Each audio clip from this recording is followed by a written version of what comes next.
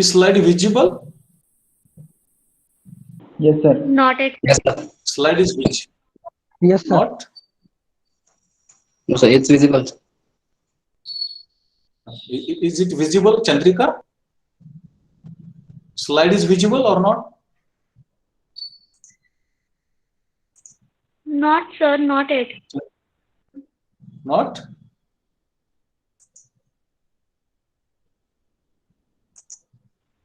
There's only your name is displayed only. Okay. It's not moving? Yes, moving, sir. Yes, moving, sir. Chandrika, is there any problem? Slide is moving, changing? Yes, sir. Okay. Yes, sir. Okay. Okay. Chandrika? Yes, sir, yes, sir. Okay. Okay. Then I shall start. What I tried to place before you, that I started with what is meant by ecological economics, what is meant by resource economics, what problems are there, and what is the importance and significance of studying ecological and resource economics. I tried to place before you. Then I discussed before you what is the importance of this natural resources, what is the concept of resources and comprises of natural resources, man-made resources, human resources, and what is classification. Different types of natural resources are there, and in between subtypes are also there. Those I tried to explain, and supplementary to that, a very important concept, that is scarcity of resources. And this scarcity of resources is prominently relating to natural resources in general and non-renewable or exhaustible resources in particular. Then basic terms relating to exhaustible natural resources I discussed before you, and later on I tried to explain before you what is meant by scarcity of natural resources, how we are going to measure or how it's possible to measure scarcity of natural resources. That also I tried to place before you, and today we are in a position to study the relationship between economic development and natural resources. Economic development and natural resources, that we want to discuss. बघा, आपण सुरुवात केली परिस्थितिकीचं अर्थशास्त्र म्हणजे काय, संसाधनाचं अर्थशास्त्र म्हणजे काय, त्याचं महत्व काय, त्याच्या मर्यादा काय, त्याची व्याप्ती काय, या काही गोष्टी आपण बघितल्या. त्यानंतर आपण नैसर्गिक संसाधन किंवा उत्पादन साधनं म्हणजे काय ते बघितलं. उत्पादन साधनांचे वेगवेगळे प्रकार काय असू शकतात ते बघितलं, आणि मुख्य भर आपला हा नैसर्गिक संसाधनांवरती होता, नॅचरल रिसोर्सेस मध्ये होता, आणि मग त्याचे वेगळे वेगळे प्रकार, आणि मग या काही गोष्टी आपण बघितल्या. आपल्या दृष्टीनं एक महत्वाची संकल्पना आपण बघण्याचा प्रयत्न केला, आणि ती संकल्पना म्हणजे नैसर्गिक साधनांची दुर्मिळता, संसाधनांची दुर्मिळता किंवा टंचाई. मग त्याच्याशी संबंधित संकल्पना, आणि त्याबरोबरच या नैसर्गिक संसाधनाची टंचाई किंवा दुर्मिळता मोजायची कशी, मापायची कशी, या काही महत्वाच्या गोष्टी आपण गेल्या तासापर्यंत विचारामध्ये घेतलेल्या होत्या. आता आपल्याला अत्यंत एका महत्वाच्या संकल्पनेचा किंवा घटकाचा अभ्यास करायचा आहे, आणि ती संकल्पना म्हणजे आर्थिक विकास आणि संसाधने किंवा नैसर्गिक संसाधने. आर्थिक विकास आणि नैसर्गिक संसाधने. मी बोलत असताना जर काय अडचण आली किंवा काय म्यूट झालो किंवा काय दिसत नसेल तर मला अवश्य कोणतरी सांगा.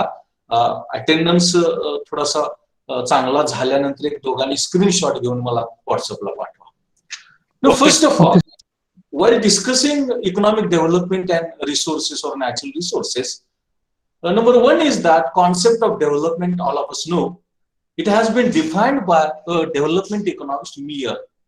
And Meyer says development is a process of long-term increase in real per capita income.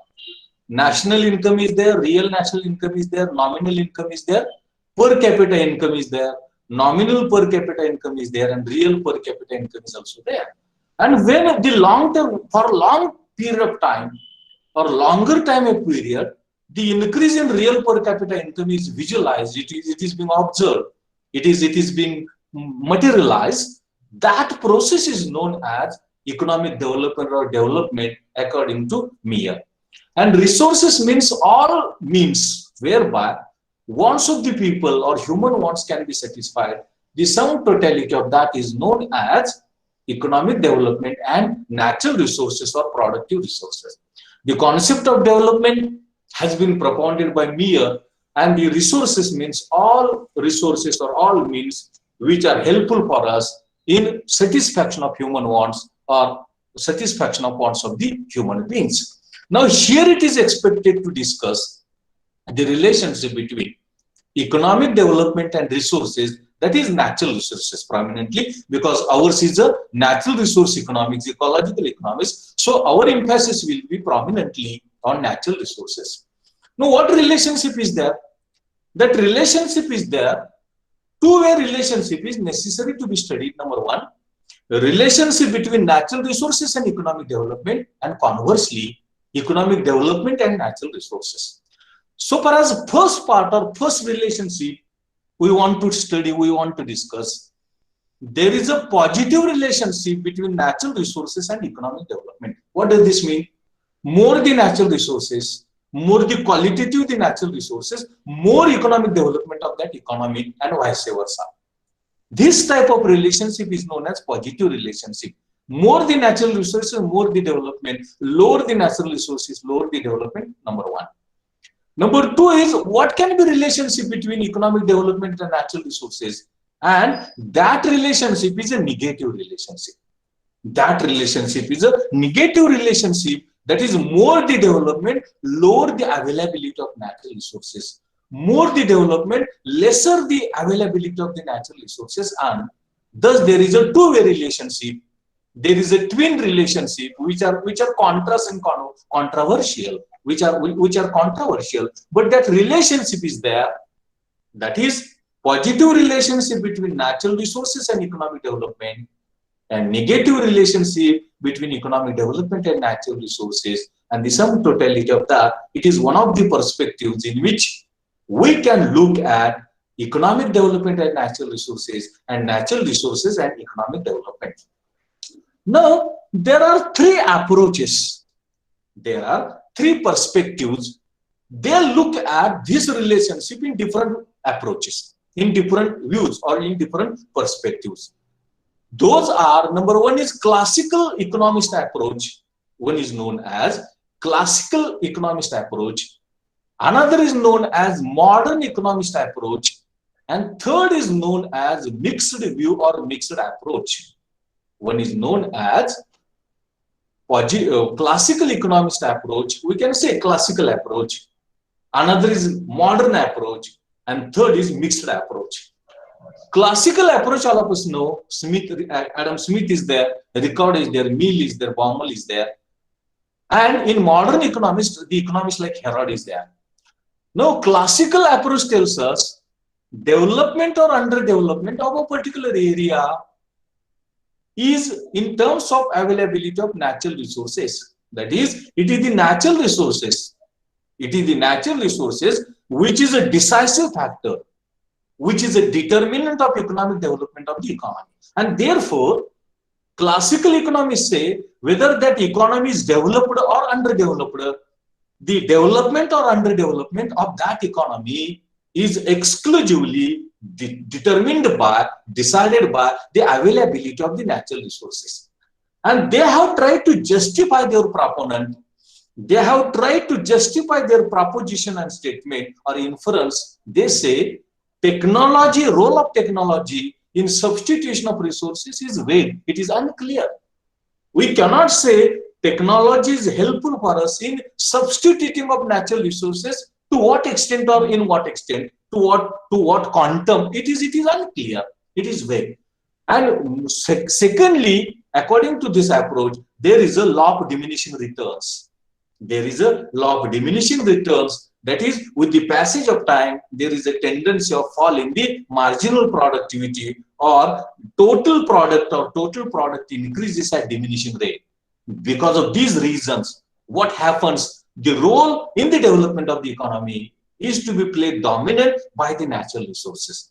And therefore, Wilhelm Baumol says natural resources have a dominant role in economic growth or development of the economy. And why it is so? Because they have given two justifications. They have given two reasons. Role of technology is not clear in substitution of resources for economic use, and there is a tendency of law of diminishing returns. But modern economists like Herod is there, Domer is there, all others are there. They say dominant role to natural resources in development cannot be given. Dominant role to natural resources in economic development cannot be given, but land and other resources are limiting factors of economic growth. Land is a limiting factor of economic growth, but they play a dominant role. They play a prominent role. That is not the case. That is not the case. And it is therefore, modern economists say natural resources are dominant so far as economic development is concerned. That is not true. That is not true. What is true is, yes, land can be a limiting factor. Others can be limit the development, but that doesn't mean those are the dominant factors. That is not the case. That is not the case. And this is one of the very important arguments which modern economists talk about. What relationship is there, or it can be there, between natural resources and development, or conversely between economic development and natural resources. Likewise, Herod also says, I propose to discard the law of diminishing returns. Land is a primary determinant, and in a progressive economy, it can discard because in our particular context, it appears that influence may be quantitatively unimportant. Further, Herod argues that there is a tendency of law of diminishing returns. I am not agree with that. I am not agree with that. There is tendency of law of diminishing returns. At the same time, there can be influence of land on development, but it is unimportant. It is unimportant, and therefore, dominant or domination of natural resources over the development, that is not agreeable. It cannot be agreed. It cannot be accepted, and that is the proposition. That is the inference. That is the conclusion which the modern economists try to place before us, so far as importance of natural resources or the relationship between natural resources and economic development is concerned. Then these are the two extreme approaches. These are the two extreme perspectives, and therefore a mixed approach has been propounded. And that mixed approach is land and other natural resources still have a dominant role in backward economies, while developed countries do not feel constrained, even they do not possess natural resources. Mixed view tells us that yes, in a developing economies, in underdeveloped countries, the natural resources in land and others, they have a dominant role, they have an important role, they have a pivotal role. That is true. But so far as development of developed countries is concerned, in absence of these natural resources also, they can achieve economic development, they can achieve their development, and it is therefore this mixed view also there. And it is therefore that this mixed view tells us the role of natural resources in economy depends upon conditions which are prevailing in the economy. What development has taken place, what economic conditions are there, how economic environment is there, how business environment is there. The sum totality of that talks about, or that influences, that determines what role natural resources can play in the development of the economy. And that is the argument, that is the statement, that is the proposition, which mixed approach or mixed view looking towards relationship between natural resources and economic development is concerned. Then the importance of natural resources declines as economic development takes place. Why? Two reasons have been given by this mixed approach. Number one, low income elasticity of demand for agriculture goods. When income increases, demand for agriculture goods decreases. It doesn't increase in that perspective, in that magnitude in which it was expected to be increased. At the same time, improvement in technology permits substitution of labor and capital. So technology is advanced, technological modernization takes place, technological development takes place, there is a substitution of natural resources to other resources, and consequently domination of the natural resources in growth and development of the economy is adversely it is restricted, and that is one of the very important arguments that is being explained so far as the relationship between natural resources and economic development of the economy is concerned. आज आपण आर्थिक विकास आणि नैसर्गिक साधने, आर्थिक विकास आणि नैसर्गिक साधने यामधल्या संबंधाचा अभ्यास करत आहोत. आणि नैसर्गिक विकास, नैसर्गिक संसाधने आणि आर्थिक विकास यामधल्या संबंधाचा अभ्यास करत असताना पहिल्यांदा आपल्याला माहित आहे की आर्थिक विकासाची संकल्पना ही प्राध्यापक मियर यांनी स्पष्ट करण्याचा प्रयत्न केला. आणि मियर असं म्हणतात की ज्या दीर्घकालीन प्रक्रियेने देशाचं वास्तव दरडी उत्पन्न वाढते त्या प्रक्रियेला आपण आर्थिक विकास किंवा विकास असं म्हणावं. आणि संसाधने आपल्याला माहित आहेत की मानवी गरजा भागवणारी जी साधनं त्याला आपण संसाधने असं म्हणू, आणि निसर्गानं दिलेली जी साधनं आहेत ती निसर्गानं दिलेल्या साधनांना आपण नैसर्गिक संसाधन असं म्हणू. इथं ज्या संसाधनाचा प्रामुख्यानं आपल्याला उल्लेख करायचा आहे किंवा उल्लेख केला जाईल तो नैसर्गिक संसाधनाचा उल्लेख केला जाईल हे तुम्हाला माहित असू द्या. काही अनुषंगानं मानव निर्मित संसाधनं, मानवी संसाधन याचा उल्लेख होईल, पण डॉमिनंटली जो उल्लेख संसाधनाचा होईल तो उल्लेख हा प्रामुख्यानं नैसर्गिक साधनाचा, नैसर्गिक संसाधनाचा होईल हे आपल्याला माहित असणं आवश्यक आहे. मग हे एकदा आपण बघितलं आर्थिक विकास म्हणजे काय, संसाधन म्हणजे काय. इथं आपल्याला आर्थिक विकास आणि संसाधन म्हणजे नैसर्गिक संसाधन यामधला संबंध विचारात घ्यायचा आहे. आणि तो संबंध कशा प्रकारचा आहे, तो दुहेरी संबंध आहे, द्विसंबंध आहे. म्हणजे आर्थिक विकास आणि संसाधने यांच्यामध्ये वेगळा संबंध आहे आणि नैसर्गिक संसाधने आणि आर्थिक विकास यांच्यामध्ये वेगळा संबंध आहे. नैसर्गिक संसाधने आणि आर्थिक विकास यांच्यामधला संबंध धन आहे, यांच्यामधला संबंध धन आहे. म्हणजे नैसर्गिक संसाधनं अधिक असतील तर आर्थिक विकास सुद्धा अधिक, नैसर्गिक संसाधनं कमी असतील तर आर्थिक विकासाची पातळी सुद्धा कमी. याला आपण धन संबंध असं म्हणतो, पॉझिटिव्ह रिलेशनशिप असं म्हणतो. या उलट आर्थिक विकास आणि नैसर्गिक संसाधने यांच्यामध्ये विरुद्ध संबंध आहे. म्हणजे अधिक आर्थिक विकास, कमी नैसर्गिक साधनांची उपलब्धता, कमी आर्थिक विकास, अधिक नैसर्गिक साधनांची उपलब्धता. म्हणजे आर्थिक विकास आणि नैसर्गिक संसाधने यांच्यामधला जो संबंध आहे तो यांच्यामधला संबंध हा व्यस्त स्वरूपाचा आहे, विरुद्ध संबंध आहे, निगेटिव्ह रिलेशनशिप आहे, हे आपल्याला माहित असणं आवश्यक आहे. आता हे आपण एका बाजूला बघत असताना या परिस्थितिकीच्या अर्थशास्त्रामध्ये, नैसर्गिक संसाधनाच्या अर्थशास्त्रामध्ये नैसर्गिक संसाधने आणि आर्थिक विकास यामधल्या संबंधाचं विवेचन देणारे 3 दृष्टिकोन आहेत. या संबंधीचे स्पष्टीकरण देणारे 3 दृष्टिकोन आहेत. एकाला आपण सनातन दृष्टिकोन असं म्हणू, दुसऱ्याला आधुनिक दृष्टिकोन असं म्हणू आणि तिसऱ्याला मिश्र किंवा संमिश्र दृष्टिकोन असं आपल्याला म्हणता येईल.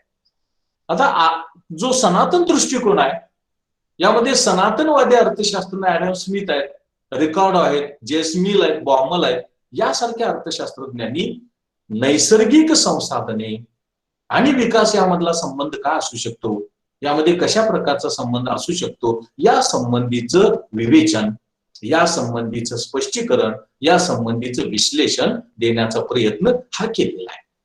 सनातनवादी अर्थशास्त्र असं म्हणतात की नैसर्गिक संसाधनं विकासावरती महत्वाचा परिणाम करतात किंवा त्याचं प्राबल्य असतं, डॉमिनेशन असतं. म्हणजे अधिक नैसर्गिक संसाधनं अधिक विकास आणि कमी नैसर्गिक संसाधनं कमी विकास अशा प्रकारचा संबंध नैसर्गिक संसाधनं आणि आर्थिक विकास यांच्यामध्ये असतो असं त्यांचं म्हणणं आहे. आणि म्हणून त्यांनी 2 कारणं सांगितली की अशा प्रकारचा संबंध का असू शकतो. तर पहिलं कारण असं की तंत्रज्ञानाची जी भूमिका आहे उत्पादन साधनांच्या पर्याप्ततेमध्ये किंवा सबस्टिट्यूशन मध्ये, ती जी पर्यायता आहे ती अस्पष्ट आहे. म्हणजे तंत्रज्ञानाची प्रगती झाली म्हणजे संसाधनामध्ये पर्यायता आली, हे अस्पष्ट आहे. आणि म्हणून विकासावरती ज्याचा प्रभाव पडतो, डॉमिनंट आहे, प्राबल्य आहे, तो घटक म्हणजे नैसर्गिक संसाधन आहेत असं त्यांचं म्हणणं आहे. आणि दुसरं जे कारण सनातनवादी अर्थशास्त्रज्ञ सांगितलं ते घटत्या उत्पादन प्रमाणाचा नियम, लॉ ऑफ डिमिनिशिंग रिटर्न्स. जसं आपण उत्पादन वाढवत जाऊ तसं एकूण उत्पादन घटत्या दरानं वाढत जातं, म्हणजे सीमांत उत्पादन घटत जातं. हा जो तुम्ही लॉ ऑफ डिमिनिशिंग रिटर्न कुठंतरी तुम्ही शिकलेला आहात, कदाचित मायक्रो इकॉनॉमिक्स मध्ये शिकला असाल, तो नियम तिथं लागू पडतो. आणि म्हणून विकासावरती, आर्थिक विकासावरती ज्याचं प्राबल्य आहे, ज्याचं डॉमिनेशन आहे, ज्याचं प्रॉमिनेशन आहे, तो घटक म्हणजे नैसर्गिक साधने, नॅचरल रिसोर्सेस आहे, असं या सनातनवादी अर्थशास्त्रज्ञांचं मत आहे. आणि म्हणून विल्यम बॉमल सारखा अर्थशास्त्रज्ञ असं म्हणतो की नैसर्गिक साधनांचं प्राबल्य, डॉमिनेशन विकासावरती आहे, आर्थिक विकासावरती आहे, असं त्याचं म्हणणं आहे. हॅरॉल्ड सारख्या अर्थशास्त्रज्ञांना नैसर्गिक साधने आणि आर्थिक विकास यामधल्या संबंधाचं विवेचन देण्याचा प्रयत्न केलेला आहे, स्पष्टीकरण देण्याचा प्रयत्न केलेला आहे. यामध्ये हॅरॉल्ड सारखे अर्थशास्त्रज्ञ असं म्हणतात की नैसर्गिक साधनांचं विकासावरती प्राबल्य असण्याचं कारण नाही किंवा ते असू शकत नाही. मात्र ही गोष्ट खरी आहे की जमीन किंवा इतर काही घटक यामुळं विकासामध्ये मर्यादा येऊ शकते, पण प्राबल्य आहे, डॉमिनेशन आहे असं आपल्याला म्हणता येत नाही. प्राबल्य आहे, डॉमिनेशन आहे असं मात्र आपल्याला म्हणता येत नाही, असं हॅरॉल्ड यांचं मत आहे. आणि त्यामुळे ते असं म्हणतात की जमिनीच्या बाबतीमध्ये घटत्या उत्पादन प्रमाणाचा जो नियम अनुभवास येतो असं जे म्हटलं जातं ते चुकीचं आहे, कारण तसं होणं शक्य नाही. आणि विशेष महत्वाची गोष्ट म्हणजे जमिनीचा उत्पादनावरती होणारा परिणाम आहे तो अल्प आहे, तो कमी महत्वाचा आहे, अत्यल्प आहे.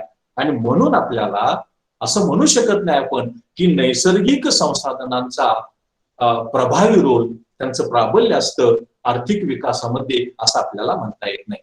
आता हे दोन टोकाचे दृष्टिकोन विचारात घेतल्यानंतर, या दोन टोकाच्या भूमिका विचारात घेतल्यानंतर मग आपल्याला एक मिश्र दृष्टिकोन, एक संमिश्र दृष्टिकोन, मिक्स्ड व्ह्यू आपल्याला लक्षात येतो.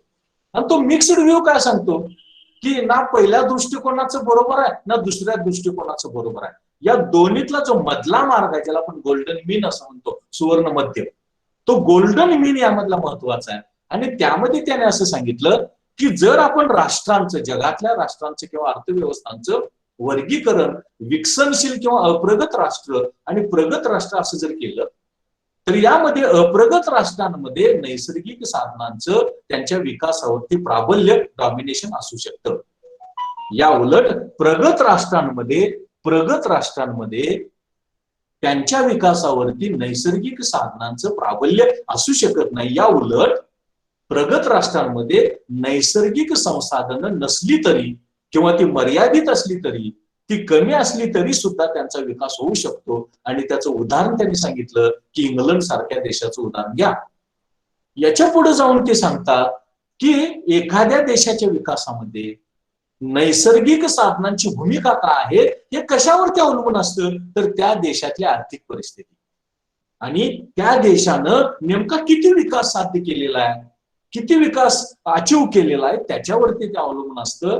आणि म्हणून जसा त्या देशातला विकास वाढत जातो, आर्थिक विकास, तसं नैसर्गिक साधनांचं महत्व कमी कमी होत जातं, घटत जातं. अशा प्रकारची मांडणी या संमिश्र दृष्टिकोनातून केली जाते. आणि त्याची दोन कारणं त्यांनी सांगितली की शेतमालाला असलेली जी मागणीची उत्पन्न लवचिकता आहे ती कमी आहे. म्हणजे उत्पन्न वाढलं तर शेतमालाला मागणी त्या प्रमाणामध्ये वाढत नाही, कमी प्रमाणामध्ये वाढते. आणि प्रगत तंत्रज्ञानाचा परिणाम उत्पादन घटकांच्या पर्यायतेमध्ये, सबस्टिट्यूशन मध्ये होतो. आणि याचा विचार आपल्याला या अनुषंगानं विचारात घेणं आवश्यक आहे, विचारात घेणं गरजेचं आहे, असं आपल्याला या संदर्भामध्ये सांगता येतं किंवा या संदर्भामध्ये त्याचा विचार करणं आवश्यक आहे असं आपल्याला म्हणता येईल. व्यवस्थित तुम्हाला लक्षात येतं, व्यवस्थित ऐकायला येतं, समजतं व्यवस्थित? Yes, sir. हो सर. हो, sir.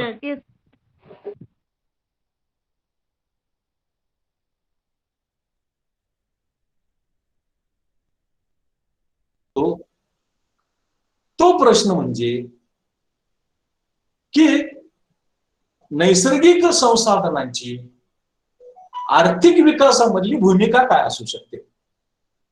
नैसर्गिक संसाधनांची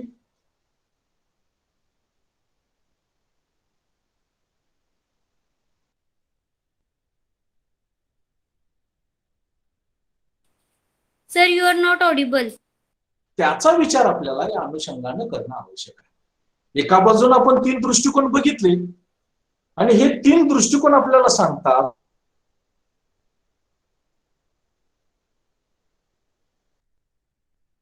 वेगवेगळ्या दृष्टिकोनातून या नैसर्गिक साधनं आणि विकास यामधल्या संबंधाचं विवेचन आपल्याला करणं आवश्यक आहे किंवा करणं गरजेचं आहे असं आपल्याला लक्षात येतं.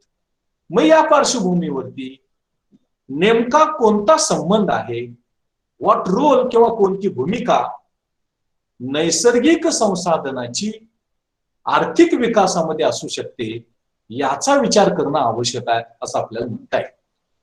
Already we have tried to take into account what are the different perspectives in which we can look at the relationship between natural resources and economic development. There can be a classical approach, there can be a modern approach, there can be a mixed approach. But in addition to that, what role exactly natural resources can play in the development of the economy, that is necessary to be studied, that is necessary to be discussed.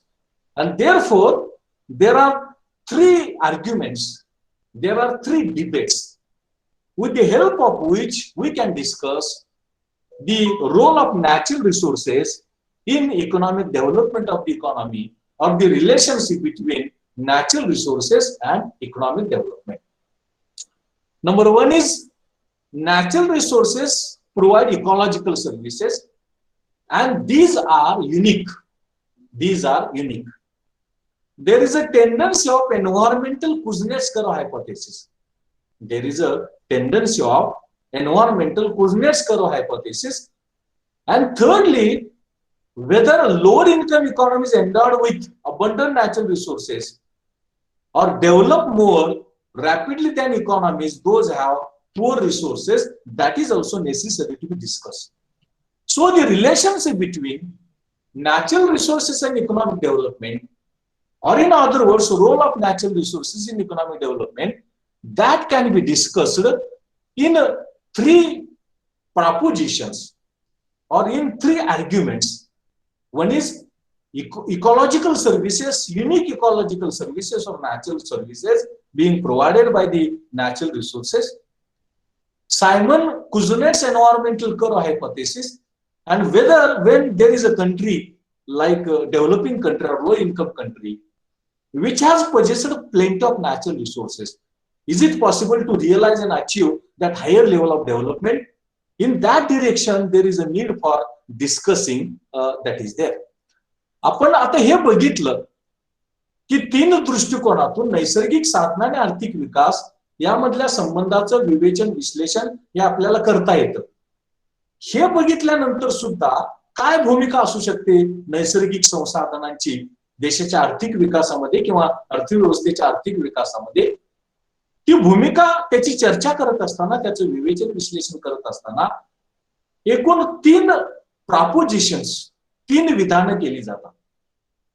पहिलं विधान असं की नैसर्गिक संसाधनं ही परिस्थितिकीच्या सेवा पुरवतात आणि ते युनिक असतात, एकमेव असतात. दुसरं असं की एन्व्हायरमेंटल सायमन कुझनेटचा जो कर्व आहे, ती जी प्रवृत्ती आहे, ती प्रवृत्ती नैसर्गिक साधनांच्या बाबतीमध्ये अनुभवास येण्याची शक्यता आपल्याला दिसते किंवा अनुभवास येऊ शकते. आणि तिसरी महत्वाची प्रवृत्ती किंवा तिसरं महत्वाचं विधान, प्रॉपोजिशन जे आहे की समजा एखाद्या अप्रगत देशामध्ये जर भरपूर किंवा मोठ्या प्रमाणावरती नैसर्गिक संसाधनं असतील तर तो देश प्रगत होऊ शकतो का, विकसित देश म्हणून उदयास येऊ शकतो का, या दृष्टिकोनातून सुद्धा आपल्याला या संबंधाची चर्चा करणं आवश्यक आहे, या संबंधाची चर्चा करणं आवश्यक आहे असं आपल्याला म्हणता येईल. Now all of us know natural resources are a natural capital. natural resources are a natural capital, and what role natural resources can play in economic system, especially in the development of the economy, that is necessary to be studied. And you might be seeing, you might be watching, this slide talks about productive resources are classified into three categories: man-made or physical resources, natural resources, and human resources. And this figure tells us that economic process or economic development depends upon, this is physical or man-made capital, this is natural capital, and that is human capital. And all these are required for the production process. All these are required for the production process, and this gives us production and consequently human welfare. Consequently, human welfare that is there. And it is therefore all productive resources, that is physical or natural capital, natural resources, and human resources, all the categories of resources are required that help us in production process, undertake production of the goods and services, and that enables human welfare that is there. According to second approach, natural capital and sustainable development. All of us know sustainable development is the development that meets needs of the present without compromising ability of the future generation to meet their needs. That is, whatever the natural resources are available, how those are helpful for us in satisfying wants of the people at present as well as in the future.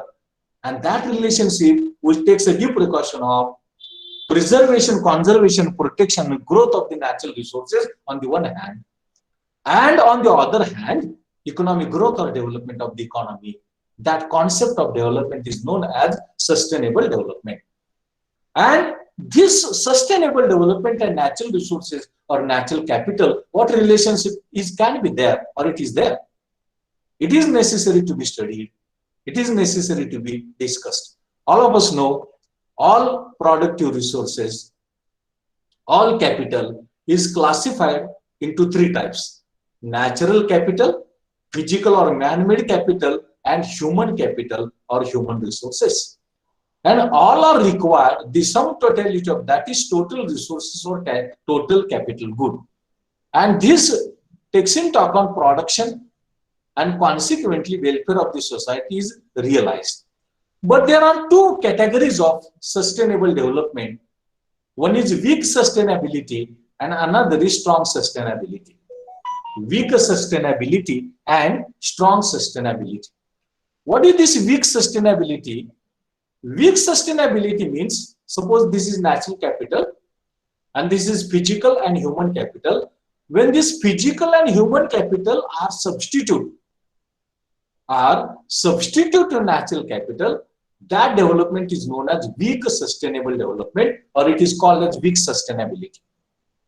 And when this natural resource is not substitute, no substitutability is there, it is just essential, it is obligatory, that development is known as strong sustainable development. And this strong sustainable development tries to discuss before you, tries to analyze before you the importance of natural resources. And that says natural resources are imperfect substitution, irreversible losses, whatever losses take place, those cannot be compensated, and there is an uncertainty of values. The value of natural resources is uncertain, and therefore, while discussing the role of natural resources in development of the economy, in economic development of the economy, it is of crucial importance to discuss natural capital and the relationship, its relationship with sustainable development that is there. Then the second approach is growth environment relationship, that is Simon Kuznets environmental curve or hypothesis. Simon Kuznets environmental curve or hypothesis. Along a horizontal axis, we have measured economic growth or development in terms of gross national product or per capita gross national product. And on vertical axis, we have measured environmental pollution or depletion in natural resources. or depletion in natural resources. And the role of natural resources in economic development tells us that initially, when development increases, the depletion of natural resources also increases. Depletion of natural resources also increases. At one point, the per capita income or GNP is at higher level, that is development at higher level. Then depletion of natural resources or pollution is also at higher level. And after that, even increases or development increases, GNP per capita increases, there is a declining trend in pollution and depletion in natural resources. That is, initially it is true, with increasing development, depletion and destruction in natural resources increases.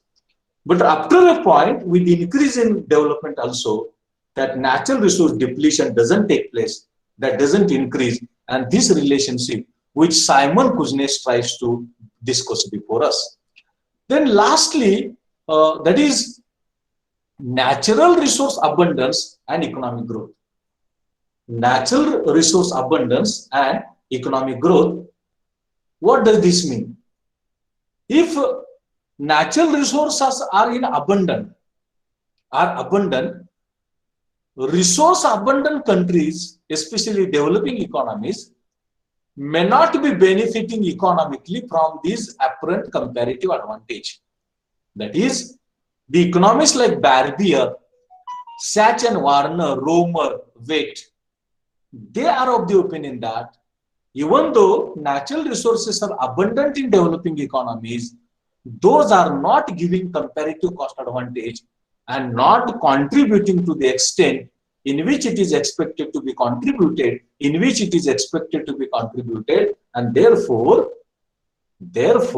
we can say that abundant natural resource country is economically developed, or it can be converted into economically developed country. That is not the case. And therefore, when there is open access resource exploitation, conversion of forest to agriculture, boom and burst pattern economic development, and therefore economies that have increased their agriculture base significantly over the long run are likely to be lower GDP, lower development, and those countries dependent on agriculture and land expansion, further increase in area will tend to produce only modest GDP.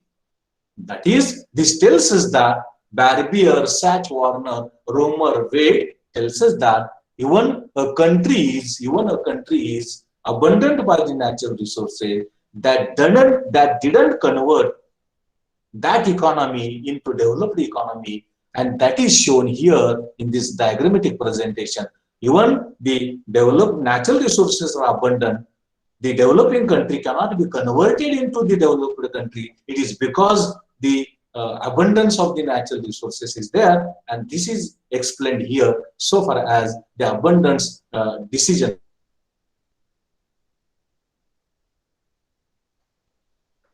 आपण सुरुवातीच्या कालावधीमध्ये हे बघण्याचा प्रयत्न केला की साधारणतः हे जे नैसर्गिक संसाधन आहे, ही नैसर्गिक संसाधन अर्थव्यवस्थेच्या विकासामध्ये कोणती भूमिका बजावतात, कोणती भूमिका पार पाडतात, याची चर्चा केल्यानंतर 3 दृष्टिकोन आपल्याला लक्षात आले. आणि ते दृष्टिकोन आपण विचारात घेतल्यानंतर मग सनातन दृष्टिकोन असेल किंवा आधुनिक दृष्टिकोन असेल किंवा संमिश्र दृष्टिकोन असेल, आता आपल्या पुढे असा प्रश्न निर्माण होतो की नैसर्गिक साधनांची, संसाधनांची देशाच्या आर्थिक विकासामध्ये काय भूमिका असू शकते, आणि त्याविषयीचं विवेचन देणारे एकूण 3 प्रपोजिशन्स, 3 विधानं, 3 निष्कर्ष आधुनिक कालावधीमध्ये आपल्याला दिसून येतात. यातला पहिला दृष्टिकोन असा म्हणतो युनिक इकॉलॉजिकल सर्व्हिसेस, ही जी नैसर्गिक साधनं आहेत ही अत्यंत एकमेव स्वरूपाची, एकमेव स्वरूपाच्या परिस्थितीच्या सेवा पुरवतात ज्या बाकीच्यांना पुरवणं शक्य नाही, आणि म्हणून त्या दृष्टिकोनातून आपल्याला त्याकडे बघणं आवश्यक आहे. दुसरा दृष्टिकोन असं सांगतो की सायमन कुझनेट यांनी तो दृष्टिकोन विकसित केला की जसजसा विकास वाढत जातो तसतसा नैसर्गिक संसाधनाचा वापर वाढत जातो. मात्र ही प्रवृत्ती तशीच कंटिन्युअस राहते असं आपल्याला म्हणता येत नाही आणि त्यामध्ये बदल होत जातो. आणि तिसरं जे प्रॉपोजिशन आहे, तिसरं जे विधान आहे, ते तिसरं विधान असं सांगतं की एखाद्या अप्रगत देशामध्ये नैसर्गिक साधनं फार मोठ्या प्रमाणावरती उपलब्ध आहेत, म्हणजे त्या देशाचा प्रगत किंवा त्या देशाचा उदय प्रगत देश किंवा विकसित देश म्हणून होतो किंवा होऊ शकतो असं आपल्याला म्हणता येत नाही. आणि म्हणून या दृष्टिकोनातून सुद्धा आपल्याला नैसर्गिक साधनांची भूमिका ही आर्थिक विकासामध्ये काय असू शकते, काय रोल असू शकतो, याची चर्चा, याचं विवेचन, विश्लेषण हे या अनुषंगानं करणं आवश्यक आहे, करणं गरजेचं आहे असं आपल्याला म्हणता येतं.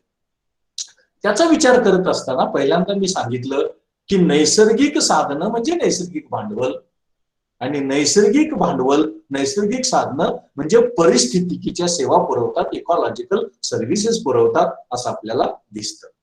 मग यामध्ये आपल्याला असं लक्षात येतं की एकूण उत्पादनाची साधनं त्यांचं वर्गीकरण 3 प्रकारांमध्ये केलं जातं. एक म्हणजे मानवनिर्मित किंवा भौतिक साधनं, नैसर्गिक साधनं आणि मानवी संसाधनं किंवा मानवी साधनं. या तिन्हींची गरज असते उत्पादन प्रक्रिया चालू करण्यासाठी, तिन्हींची गरज असते उत्पादन प्रक्रिया चालू करण्यासाठी, आणि यातूनच मग वस्तू व सेवांचं उत्पादन होतं आणि मानवी कल्याण होतं. याचा अर्थ असा की या तिन्ही साधनांचा वापर आपल्याला विकासासाठी म्हणजे वस्तू व सेवांच्या उत्पादनासाठी करावा लागतो. हे असं जरी असलं तरी सुद्धा जेव्हा आपण नैसर्गिक साधनं किंवा भांडवल आणि चिरंतन किंवा शाश्वत विकास यामधल्या संबंधाचा अभ्यास करतो त्यावेळेला यामध्ये, या भूमिकेमध्ये बदल होतो. आपल्याला माहित आहे की चिरंतन विकास किंवा शाश्वत विकास म्हणजे वर्तमानकालीन मानवाच्या गरजा भागवत असताना भविष्यकालीन मानवी गरजाकडे दुर्लक्ष होणार नाही याची दक्षता घेऊन होत असलेला विकास म्हणजे चिरंतन विकास किंवा चिरंजीवी विकास असं आपल्याला म्हणता येईल. आपल्याला माहिती आहे की ही 3 प्रकारची उत्पादन साधनं आहेत. यामध्ये नैसर्गिक साधनं, भौतिक किंवा मानव निर्मित साधनं आणि मानवी साधनं, या तिन्हींचं मिळून एकूण उत्पादन साधनं होतात. या सगळ्यांची गरज असते आर्थिक विकासासाठी आणि मग त्यातून वस्तू व सेवांचं उत्पादन होत असतं आणि त्यातून आपल्याला चिरंतन विकासाकडे जाता येत असतं. मात्र चिरंतन विकासाचे 2 दृष्टिकोन आहेत. एक म्हणजे दुर्बल दृष्टिकोन आणि प्रबल दृष्टिकोन. हा दुर्बल दृष्टिकोन असं सांगतो की ज्या वेळेला मानव निर्मित साधनं आणि मानवी साधनं ही नैसर्गिक साधनांना पर्याय म्हणून काम करतात, पर्याय असतात, तेव्हा जो चिरंतन विकास असतो, शाश्वत विकास असतो, तो हा वीक असतो म्हणजे दुर्बल असतो. म्हणजे भौतिक साधनं आणि मानवी साधनं नैसर्गिक साधनाला जेव्हा पर्याय म्हणून काम करत असतात, सबस्टिट्यूट म्हणून काम करत असतात, तेव्हा तो जो शाश्वत विकास आहे, तो जो चिरंतन विकास आहे, तो दुर्बल आहे. या उलट नैसर्गिक साधनांना कुठली पर्यायी साधनं नाहीत, भौतिक नाहीत किंवा मानवी नाहीत, आणि त्यातून जो विकास साध्य होतो तो शाश्वत विकास म्हणजे प्रबळ शाश्वत विकास, याला आपण स्ट्रॉंग सस्टेनेबल डेव्हलपमेंट असं आपल्याला म्हणता येईल. हे का? तर त्याची 3 कारणं त्यांनी सांगितली. एक म्हणजे नैसर्गिक संसाधनामधली पर्याप्तता अपूर्ण आहे, दुसरी म्हणजे त्यातून होणारं नुकसान आपल्याला भरून काढता येत नाही, आणि तिसरं म्हणजे नैसर्गिक साधनांचं जे मूल्य आहे ते मूल्य अनिश्चित आहे, त्याचं मापन करता येत नाही असं आपल्याला दिसतं. दुसरा जो दृष्टिकोन आहे तो सायमन कुझनेट्स यांचा दृष्टिकोन आहे. तो असं सांगतो की वृद्धी आणि पर्यावरण म्हणजे नैसर्गिक साधनं यामधला संबंध एक विशिष्ट प्रकारचा, एक वेगळ्या प्रकारचा आहे. त्याला उलटा यू असं म्हटलेलं आहे, इन्व्हर्टेड यू अल्फाबेट असं म्हटलेलं आहे. आणि यालाच सायमन कुझनेट्स यांचा एन्व्हायरमेंटल कुझनेट्स हायपोथेसिस कर्व असं म्हटलेलं आहे. इथं आडव्या अक्षावरती आर्थिक विकास किंवा वृद्धी दाखवलेली आहे, जीएनपी पर कॅपिटा, आणि उभ्या अक्षावरती सल्फर डायऑक्साईड म्हणजे प्रदूषण दाखवलेलं आहे, म्हणजेच नैसर्गिक संसाधनाचा ऱ्हास किंवा घट दाखवलेला आहे. सायमन कुझनेट्स असं म्हणतो की जसा विकास वाढत जातो तसं सुरुवातीला हा नैसर्गिक साधनांचा ऱ्हास वाढत जातो, प्रदूषण वाढत जातं.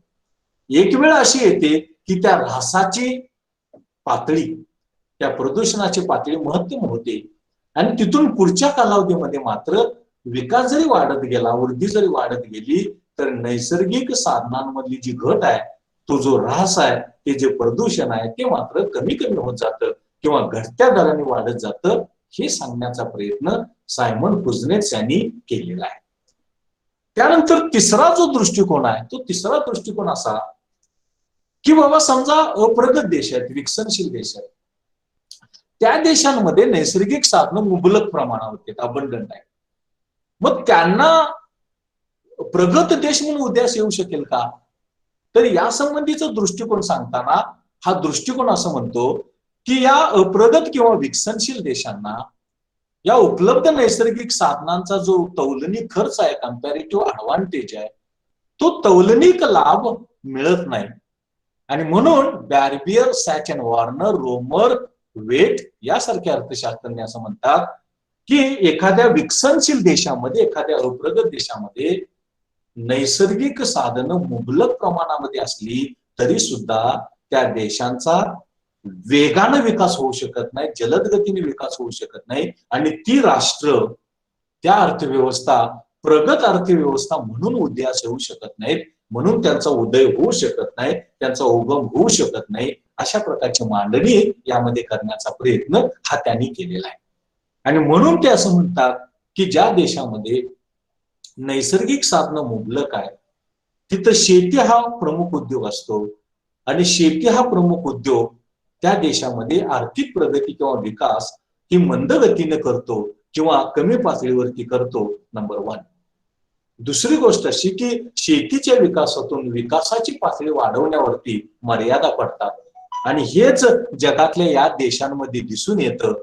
म्हणजे ज्या देशामध्ये नैसर्गिक साधनांची मुबलकता अधिक आहे, प्रामुख्याने विकसनशील देशांमध्ये, ती राष्ट्र आर्थिकदृष्ट्या प्रगत होऊ शकत नाहीत, आर्थिकदृष्ट्या विकसित होऊ शकत नाहीत किंवा प्रगत राष्ट्र म्हणून उदयास येऊ शकत नाही. अशा प्रकारची मांडणी करण्याचा प्रयत्न हा यामध्ये केल्याचं आपल्याला दिसतं. तुमच्या लक्षात येतं? समजतं व्यवस्थित?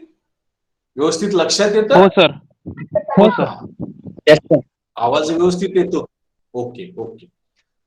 आता हे बघितल्यानंतर आपल्याला एका महत्वाच्या प्रश्नाचं उत्तर द्यायचं आहे.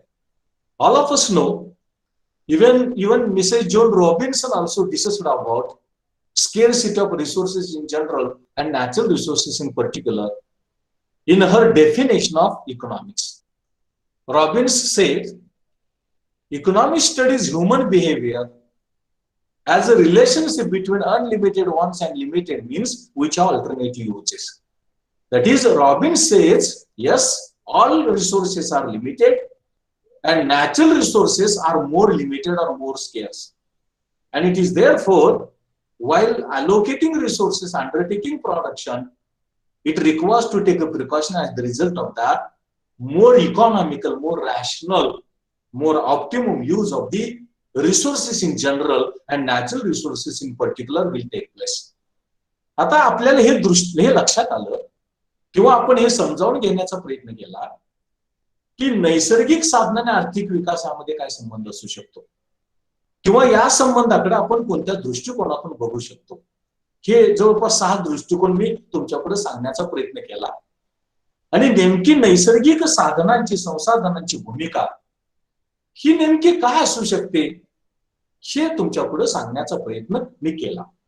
आता असा प्रश्न निर्माण होतो की सर्वच उत्पादन साधनं आणि प्रामुख्यानं नैसर्गिक साधनं मर्यादित आहेत, त्यांची फार मोठ्या प्रमाणावरती दुर्मिळ आहे. मग असं असेल तर त्याचा वापर विवेकी व्हायला पाहिजे, रॅशनल व्हायला पाहिजे, ऑप्टिमल व्हायला पाहिजे. तो कसा करायचा, तो कुठं करता येतो, तो कसा करता येतो, म्हणजे ज्याला आपण equilibrium in the use of resources असं म्हणू किंवा ज्याला आपण संसाधनाच्या वापरातलं संतुलन असं म्हणू, समतोल असं म्हणू, तो कुठं आपल्याला साध्य करता येतो, तो विवेकी वापर कसा आपल्याला करता येतो, त्याचा विचार आपल्याला या अनुषंगानं करणं आवश्यक आहे. आणि यालाच आपण decision making over time and rationality in resource use असं आपल्याला म्हणता येईल. Decision making in time and rationality in resource use with the passage of time. How it is possible for us to take a decision about the use of natural resources which is rational, which is optimum, that will enhance the levels of development. At the same time, it will also help us in conservation of the natural resources for future generation.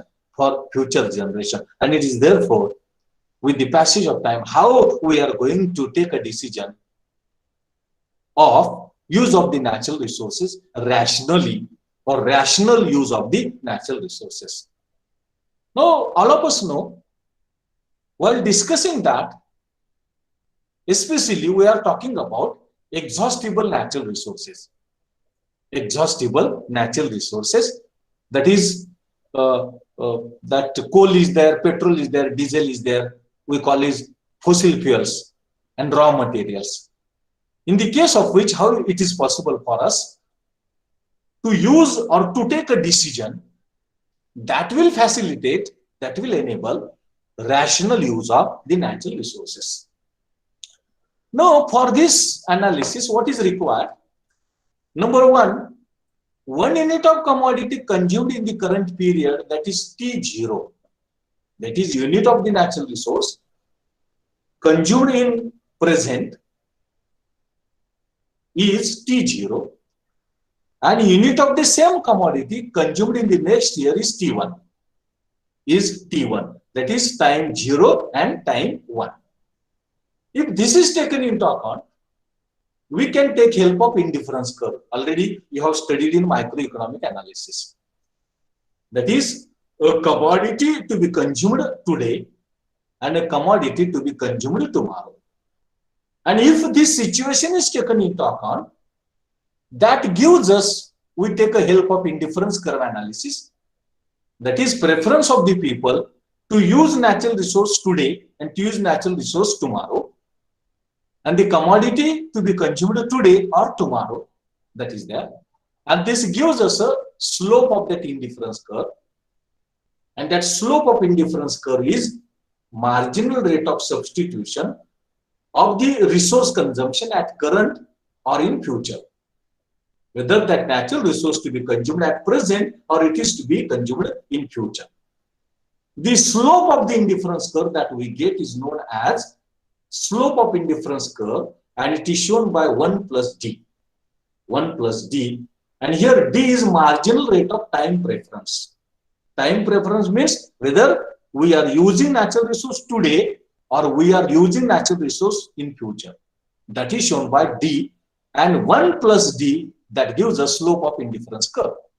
If that is taken into account, and the preference of the people to consume at present or tomorrow or in the future, that is taken into account, it is possible to explain the optimal use of natural resource or rational use of natural resource, or that decision making that can give us what we call it as a optimal use or rational use of natural resources.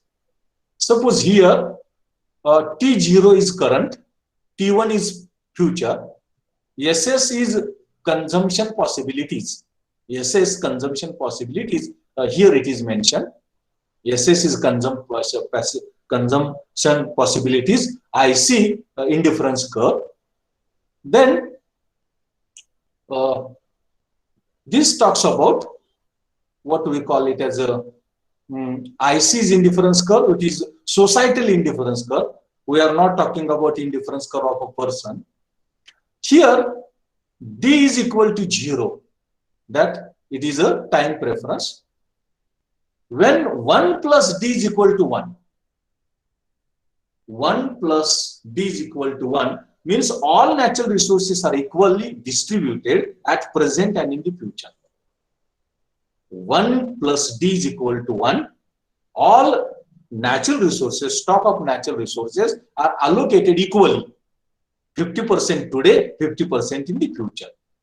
When 1 plus D 1 plus d is greater than 1. 1 plus d is greater than 1. It is present use of the natural resource is greater than the future. So more use is at present and lesser preservation for the future. And if 1 plus d is less than 1, present use is lesser and future preservation is more. And that is shown in this diagrammatic presentation. When this it is equal to 1, that is 1 plus d is equal to 1, that is equally distributed, and it is shown here. It is shown here. This is for current and this is for future. This is for current and this is for future. This is societal indifference curve and this is a consumption preference line. We call it as a consumption possibility curve or line, SS. Consumption possibility curve or line. And this says that d is equal to d plus 1 is equal to d plus 1. D plus 1 is equal to 1. It is equally allocated between present and future. And when d plus 1 is greater than 1, more for present and lesser for future. This is present and this is future. And when 1 plus d is less than 1, more for future and less for present. How with the passage of time, the rational use of the natural resources that can take place. Natural resources we can use rationally, that we can discuss. At the same time, while discussing about the rational use of natural resources with the passage of time, that is between present and future, it is also of crucial importance to talk about discounting. To talk about discounting, you might have heard or you might be familiar with the concept discounting in monetary economics. In macro also it is there. In second year, semester 3rd, you will discuss in detail. Discounting, what is discounting?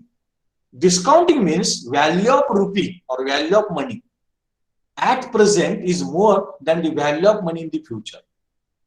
Understanding? Value of the money at present is more and value of rupee in the future is lower. And when we are talking about the future, it is necessary to decrease value of future in present. And that concept is known as discounting or social discounting. It is called as discounting or social discounting. And discounting is also necessary to be taken into account.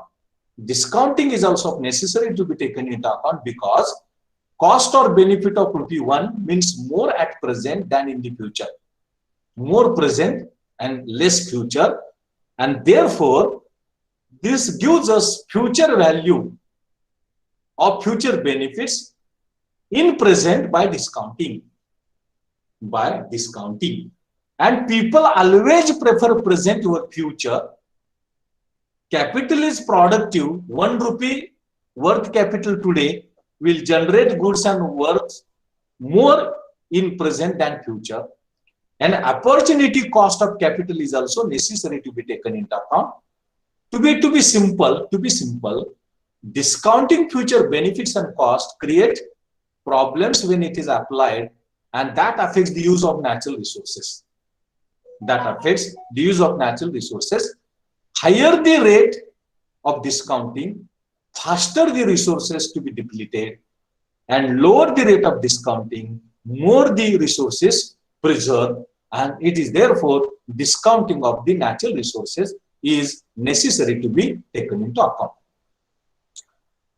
मी तुम्हाला हे सांगण्याचा प्रयत्न करतोय की एका बाजूने आपण बघितलं की नैसर्गिक संसाधनं आणि विकासामध्ये काय संबंध असू शकतो, सनातन दृष्टिकोन, आधुनिक दृष्टिकोन काय, मिश्र दृष्टिकोन काय, 3 प्रपोजिशन्स आपण बघितले, 3 विधान आपण बघितली, आणि नैसर्गिक संसाधनं कोणती भूमिका आर्थिक विकासामध्ये, विकासाच्या प्रक्रियेमध्ये पार पाडतात, या संबंधीची चर्चा, या संबंधीचं विवेचन, विश्लेषण आपण करण्याचा प्रयत्न केला. आता प्रश्न असा निर्माण होतो की सगळीच साधनं, सगळी संसाधनं त्यांची उपलब्धता कमी आहे, त्यांची दुर्मिळता आहे. आणि प्रामुख्यानं नैसर्गिक साधनांची दुर्मिळता, टंचाई ही सगळ्यात जास्त आहे. तुम्ही अर्थशास्त्र ही संकल्पना अभ्यासताना रॉबिन्स यांची व्याख्या तुम्ही अभ्यासली. रॉबिन्सने सांगितलं अर्थशास्त्र म्हणजे काय, अमर्यादित मानवी गरजा आणि मर्यादित परंतु पर्यायी उपयोगाची साधने यांच्यामध्ये ताळमेळ घालत असताना, यांच्यामध्ये समायोजन घडवून आणत असताना जे मानवी वर्तन घडून येतं ते आर्थिक वर्तन, त्या आर्थिक वर्तनाचा अभ्यास करणारं शास्त्र म्हणजे अर्थशास्त्र. इथं रॉबिन्स यांना म्हणायचं आहे की सर्वच उत्पादनाची साधनं, सर्वच संसाधनं मर्यादित आहेत, त्यांची दुर्मिळता आहे. आणि सगळ्यात जास्त दुर्मिळता किंवा टंचाई ही नैसर्गिक साधनांची आहे, नैसर्गिक संसाधनांची आहे. मग या स्थितीमध्ये आपल्यापुढे असा प्रश्न निर्माण होतो की या नैसर्गिक साधनांचा विवेकी वापर कसा करायचा, पर्याप्त वापर कसा करायचा, रॅशनल यूज कसा करायचा, ऑप्टिमम यूज कसा करायचा, आणि त्याविषयीचा निर्णय बदलत्या कालावधीनुरूप म्हणजे वर्तमान आणि भविष्य हा कालावधी विचारात घेऊन कसा आपण करायचा, याची सुद्धा चर्चा, याचं सुद्धा विवेचन, विश्लेषण हे आपल्याला विचारामध्ये घेणं आवश्यक आहे. आणि ते विचारामध्ये घेत असताना आपल्याला वर्तमानामध्ये आणि भविष्यामध्ये नैसर्गिक साधनाचं वाटप आणि वापर कसं करायचं की जे विवेकी असायला पाहिजे, रॅशनल असायला पाहिजे, ते पर्याप्त असायला पाहिजे, ऑप्टिमल असायला पाहिजे, त्याची चर्चा, त्या संबंधीचा निर्णय कसा घ्यायचा, त्याची चर्चा आपल्याला या अनुषंगानं करणं आवश्यक आहे. आता हे आपल्याला सैद्धांतिक दृष्ट्या स्पष्ट करायचं आहे. आणि ते सैद्धांतिक दृष्ट्या स्पष्ट करत असताना आपल्याला असं म्हणता येईल की जेव्हा एखाद्या वस्तूचं उपभोग किंवा सेवन आपण वर्तमानात करतो त्याला आपण T0 असं म्हणतो, म्हणजे वर्तमानातला उपभोग. आणि जेव्हा एखाद्या वस्तू भविष्य काळासाठी साठवून ठेवतो वापरासाठी त्याला आपण T1 असं म्हणतो, T1 असं म्हणतो. यासाठी आपण जर समृद्धी वक्राचा आधार घेतला, तुम्ही सूक्ष्म लक्ष आर्थिक विश्लेषणामध्ये ते अभ्यासलेलं असणार आहे, तर समृद्धी वक्र काय करतो की नैसर्गिक साधनाला वर्तमानामध्ये असलेली मागणी आणि भविष्यामध्ये असलेली मागणी यांच्यामधली जी पर्याप्तता आहे, यांच्यामधली जी पर्यायता आहे, सबस्टिट्यूशन आहे, या दोन कालावधींमधली ती पर्यायता, सबस्टिट्यूशन स्पष्ट करतो. आणि ते दाखवण्याचं काम हा समृद्धी वक्राचा जो उतार आहे, ज्याला आपण स्लोप असं म्हणतो, तो स्लोप दाखवतो. आणि म्हणून समृद्धी वक्राचा जो उतार आहे तो 1+D यानं दाखवला जातो.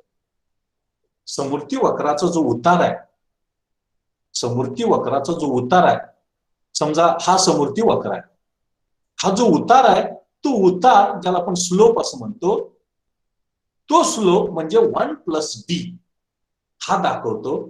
आणि हा D म्हणजे काय, marginal rate of time preference, म्हणजे तुमची कोणत्या वेळेला पसंती आहे, वर्तमानाला का भूतकाळाला, भविष्याला. तुम्हाला वर्तमान महत्वाचं वाटतो का भविष्यकाळ महत्वाचा वाटतो, किंवा नैसर्गिक साधनाचा वापर वर्तमानात तुम्हाला जास्त करायचा आहे का भविष्यात जास्त करायचा आहे, हे आपल्याला या D कडून समजतं, टाइम प्रेफरन्स कडून समजतं. आणि म्हणून समृद्धी वक्राचा जो उतार आहे तो 1+D न दाखवला जातो. आणि यातला D जो आहे तो आपण कशाला प्रायोरिटी देतो, कशाला पसंती देतो, वर्तमानाला की भविष्याला, हे स्पष्ट करतो. एवढ्या पार्श्वभूमीवरती आपल्याला समजा OS एकूण संपणार एक्झॉस्टिबल नॅचरल रिसोर्स आहे, समजा कोळसा आहे, पेट्रोल आहे, डिझेल आहे, यासाठी आपण OS वापरूया. T0 म्हणजे त्या साधनाचा म्हणजे कोळशाचा वर्तमानातला वापर, आणि T1 म्हणजे भविष्यातला वापर. SS म्हणजे ती एक रेषा आहे, तो एक कर्व आहे, तो SS ही रेषा काय दाखवते, ती SS ही रेषा काय दाखवते की त्या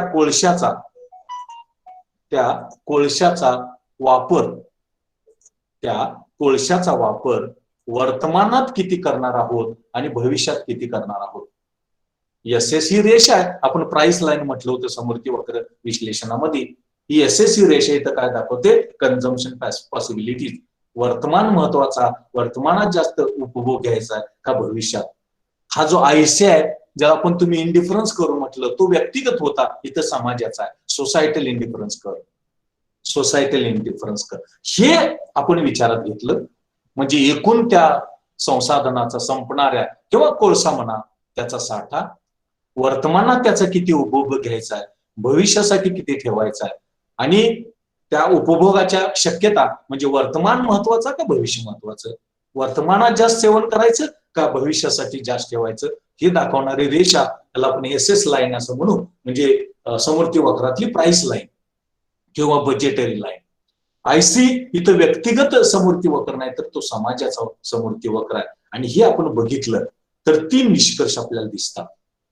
एक म्हणजे हा जो D आहे टाइम प्रेफरन्स, हा D 0 असू शकतो किंवा 1 + D बरोबर 1, 1 + D बरोबर 1 असं जर असेल तर ती जी संसाधनं आहेत ती संसाधनं वर्तमान काळात 50% आणि भविष्य काळासाठी 50% राखून ठेवली जातात.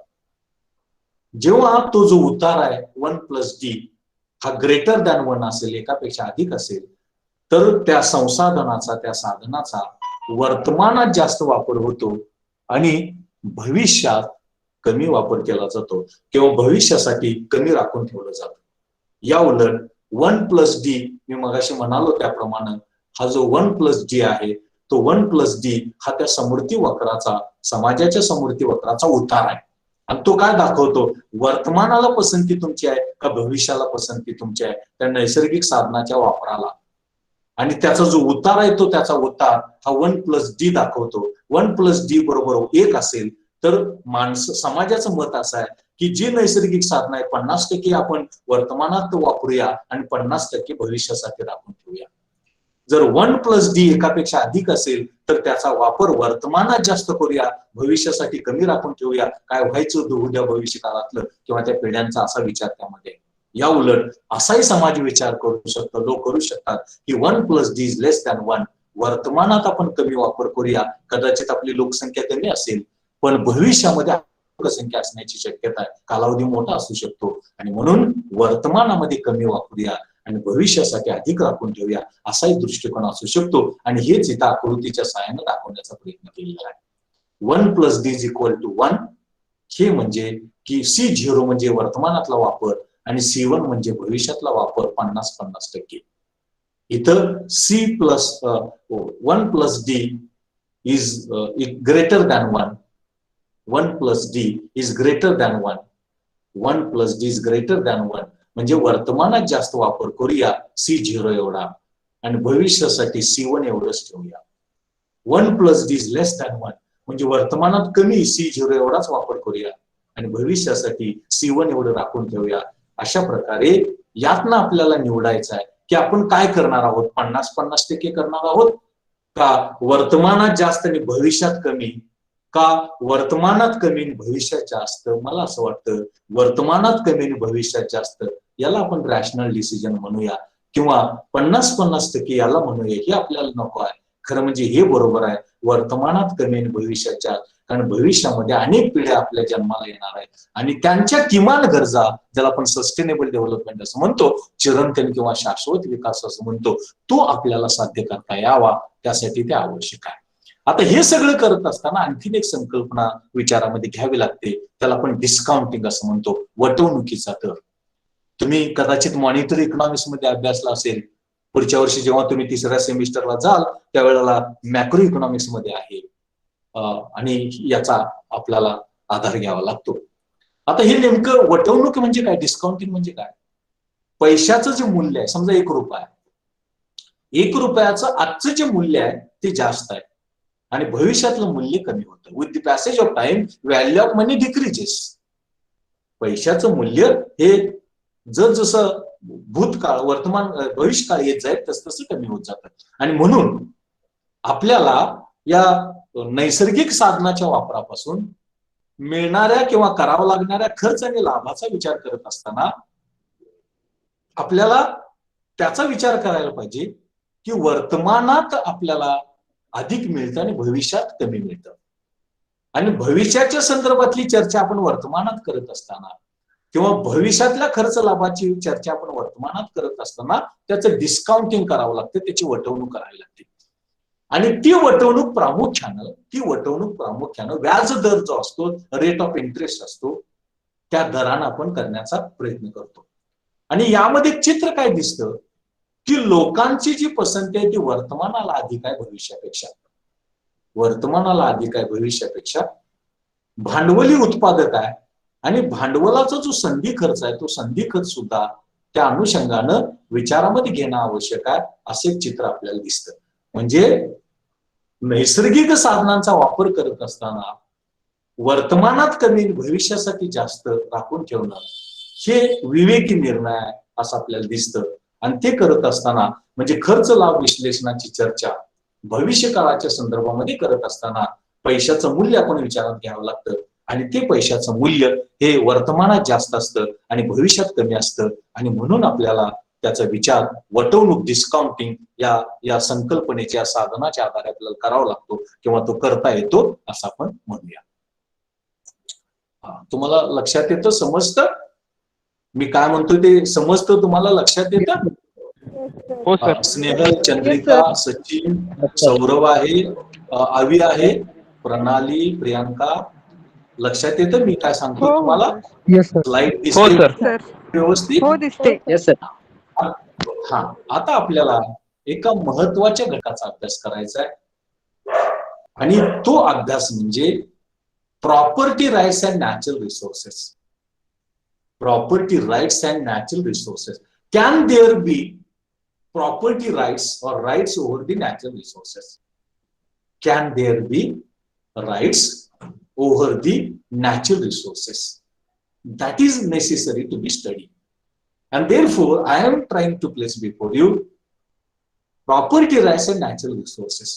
बघा, नैसर्गिक साधनं आपल्याला माहित आहे, हवा, पाणी, जमीन, खनिज ही सगळी.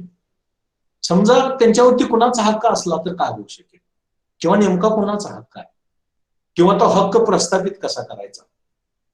नैसर्गिक साधनांवरचा मालकी हक्क, नैसर्गिक साधनांवरचा हक्क जर आपण निश्चित केला, प्रस्थापित केला तर काय होऊ शकेल याचा विचार आपल्याला या अनुषंगानं करणं आवश्यक आहे, करणं अपेक्षित आहे असं आपण म्हणूया. And therefore, I am trying to place before you property rights and natural resources. Property rights and natural resources. First of all, what are property rights? Property rights or tenures refer to control over and access to use resources. And that can be of individual or collective. That is, when you have a right to use that resource or to control the use of resource, that is known as property right. That is known as property right. In other words, property rights are authority to use, manage, transfer land and other resources. That is, I can make use of the resource, I can manage the use of resource, I can transfer use of the resource, and that concept is known as property rights. Now, there is a little bit distinction between rights and rules. Rights are the product of rules. Rights are the product of rules. Rights refer to particular action that are authorized, that is authority to use that resource. Rules refer to prescription that create authorization. Rules give authority. That distinction is there. Now the question is, what is the need for property rights over natural resources? Why rights are required over the natural resources? Number one, natural resources are important assets. Those are helpful for us in meeting at least our subsistence wants or subsistence needs, that is survival. Then natural resources are the source of income generation. Source of income generation, especially in the rural areas prominently. That can help us in promoting self-reliance of the poor. Poor can be self-reliant by giving a property right over the natural resources. And nowadays, there is a right-based approach towards development.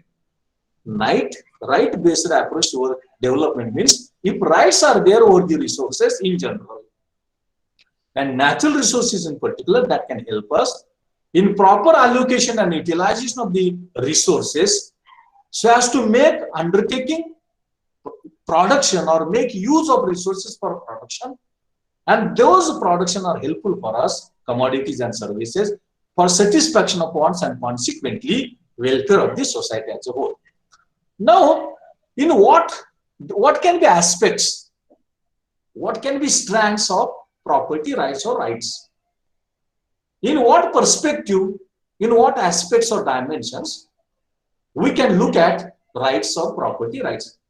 One is right to use, second is right to manage, third is right to transfer, and fourth is right to own. Right to use means I can make use of that land.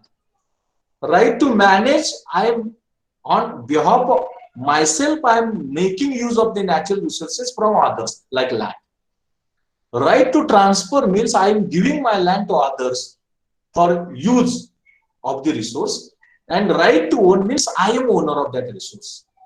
Thus, there are four dimensions, there are four aspects or strands of right or property right, that is right to use, right to manage, right to transfer, and right to own.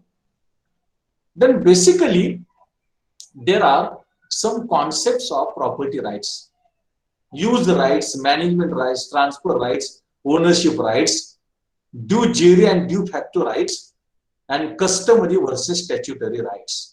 There are basically in all 6 concepts of property rights. Use rights means I have right to use that natural resource. Management rights means I can manage the use of resource. Transfer rights means I can transfer the right to use that resource. Ownership right means I am owner of that resource. And de jure means by law I am owner, hereditary. And de facto means practice. Even I am by law not a owner, by practice I am owner of that resource. It is known as de jure means by law, and de facto means by practice. And customary means by customs and traditions. I have right to use that resource. Statutory means by laws, by acts, by rules. By law, by act, an owner is another, and the right is vested in the hands of that person or that institution. That is known as statutory rights. Likewise, these property rights are of 4 types: private property right, common property right, public property right, and open access property right. Open access property right. That is, I am privately owner of that natural resource. Entire community is the owner of that resource. Public government is the owner of that resource. Open access, everybody is owner of that resource. Take example, land, agriculture land is there, I am owner. Suppose grassland is there, community in the village or a particular community is owner of that resource. Grassland is there, temple land is there, common property right. Public property, that is government is owner of that resource. Take example, banks are there, railways are there. Open access means everybody has the right to use that resource. Air is there, water is there. That is open access rights. Now, basically, in this property rights, what is important is there are different perspectives of property rights, and therefore it is of crucial importance. It is of crucial importance to take into account what is the importance of property rights and natural resources. Why property rights are important over the natural resources? Because it can give wealth in the rural areas, especially land. It is helpful in meeting subsistence needs. It is helpful for the survival of the rural population. It is helpful for the giving income to the rural households. It is helpful to the agriculture production. It is helpful for the security protection to the community, and it is helpful for environmental and economic services benefits. And therefore, property rights are necessary, those are important. It is a source of livelihood. Likewise, it is very important so far as the property rights over the natural resources is concerned. But there are problems in defining property rights over the natural resources. There are problems in defining property rights over the natural resources because property rights are not financial and human resources. Property rights are not financial and human resources. Those are to be defined in natural resources, and that is difficult. There is absence of transparency and accountability of government. Suppose government is going to decide right over the natural resource. There is no transparency and accountability of the government so far as defining property rights is concerned. Then whether it is to be in the short period or long period, property right for the shorter period or longer period, it is difficult to design. And there is no any design that can define property rights, or there are no policies and regulations those can define property rights over the natural resources. And prominently illegal use of the natural resource takes place. Illegal use of the natural resource takes place. That is also a problem. That is also a problem. Now, when this has happened, then it has some observations. It has some observations.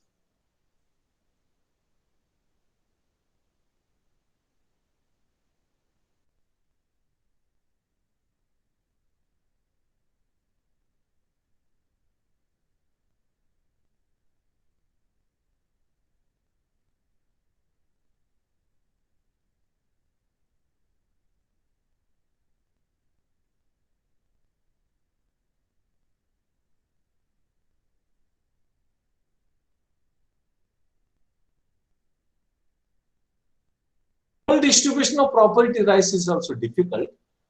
Need for number of institutions, and the institutions are not available. There is a need for giving incentives over the property rights, and that is also difficult. These are some of the observations relating to rights over the property rights. There are certain challenges in defining property rights. Number one is market incentives. How we are going to give incentives about the property rights? Then how we are integrating government policies, central government, state government, local government, that is there. Then problem of equity and efficacy is there, equity and efficiency. Then customary property rights are different from the legal property rights. And implementation of property rights is very difficult. It is very difficult. That is also a problem. Even though these are some challenges or problems, in defining property rights, there are general principles.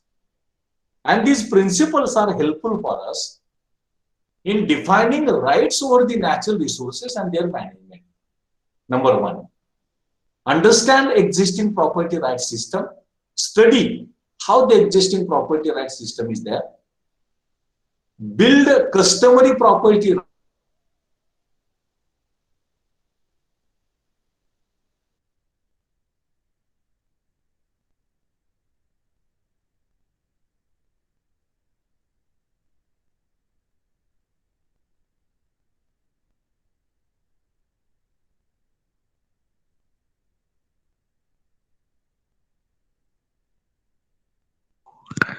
Sir आवाज break होते sir.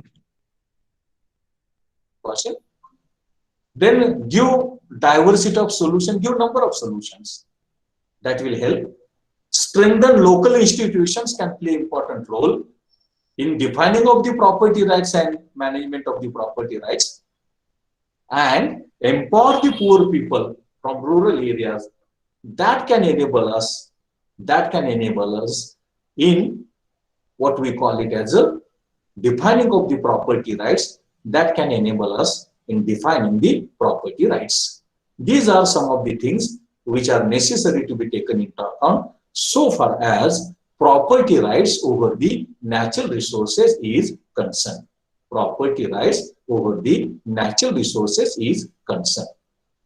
बघा, आपण आता नैसर्गिक संसाधनांवरती मालकी हक्क कसा संपादन करायचा, संपदा अधिकार कसा द्यायचा, तो देता येतो का, त्याची काही वैशिष्ट्य आहेत का, त्याचे काय प्रकार आहेत का, त्याची काय रूप आहेत का, याचा विचार, याची चर्चा आपण करण्याचा प्रयत्न करत आहोत.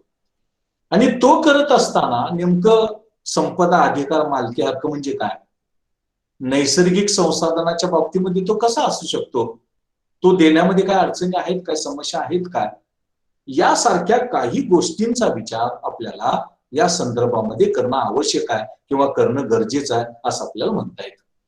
पहिल्यांदा प्रॉपर्टी राईट म्हणजे मालकी हक्क किंवा संपदा अधिकार म्हणजे काय, की नैसर्गिक साधनं किंवा उत्पादन साधनं यांच्यावरती नियंत्रण किंवा त्याच्या वापराची परवानगी म्हणजे मालकी हक्क किंवा संपदा अधिकार, किंवा संसाधन किंवा नैसर्गिक साधन यांचा वापर, त्यांचं व्यवस्थापन, त्यांचे मालकीचं स्थलांतर, याला आपण नैसर्गिक संसाधनांचा मालकी हक्क किंवा संसाधनावरती मालकी हक्क असं आपल्याला म्हणता येतं.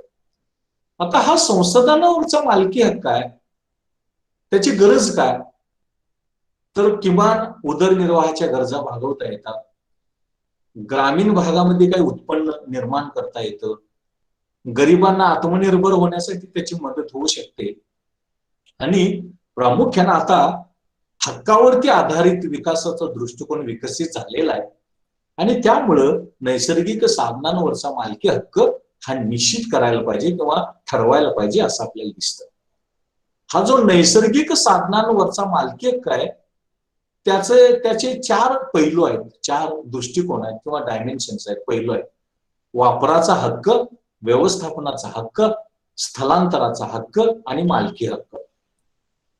आता यामध्ये हे जो संसाधनावरचा मालकी हक्क आहे नैसर्गिक साधनांच्या, त्याचे एकूण 6 संकल्पना आपल्याला सांगता येतात. वापराचा हक्क, व्यवस्थापनाचा हक्क, स्थलांतरणाचा हक्क, मालकी हक्क, कायद्याने मिळणारा हक्क आणि व्यवहाराने मिळणारा हक्क, परंपरेने मिळणारा हक्क आणि कायद्याने मिळणारा हक्क, असे प्रकार पण आपल्याला सांगता येतात. म्हणजे मला वापराचा हक्क आहे, मला व्यवस्थापन करण्याचा म्हणजे वापर करून घेण्याचा हक्क आहे, एखादी जमीन मी दुसऱ्याला देऊ शकतो त्याचा हक्क आहे, ओनर मीच स्वतःच मालक आहे, मी कायद्यानं मालक आहे एखाद्या संसाधनाचा, व्यवहारामध्ये मी मालक आहे, मी स्वतः त्याचं व्यवस्थापन करतो, वापर करतो, परंपरेनं माझ्या परंपरेनं वडिलांकडून किंवा आणि वंशजाकडून मला मिळालेला तो हक्क आहे किंवा कायद्यानं मिळालेला हक्क आहे. अशा प्रकारचे मालकी हक्काच्या काही संकल्पना सांगता येतात, सांगितल्या जातात. आता हा जो मालकी हक्क आहे किंवा संपदा अधिकार आहे त्याचे एकूण 4 प्रकार सांगितले जातात. खाजगी संपदा अधिकार, सामुदायिक संपदा किंवा मालकी हक्क, सार्वजनिक संपदा किंवा मालकी हक्क आणि खुला वापर हक्क.